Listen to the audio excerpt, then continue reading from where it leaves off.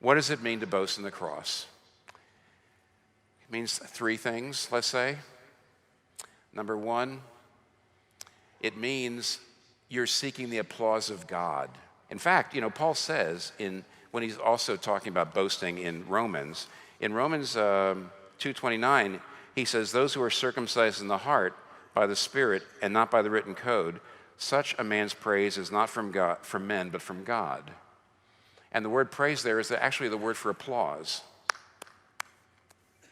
And C.S. Lewis does a bit of a riff on this in his Weight of Glory, where he says, let's sit down and imagine what we're talking about here.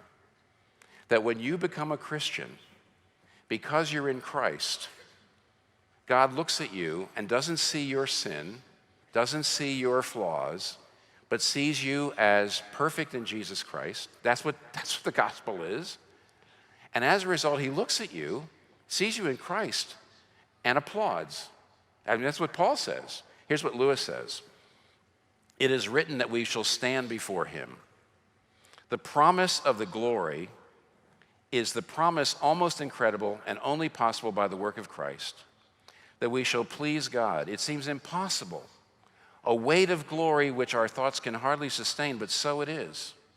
It means good report with God, acceptance, response, acknowledgement, and welcome into the heart of things, the door on which we've been knocking all our lives will open at last. All your life, you've been knocking on a door. Affirm me, love me, tell me I'm okay.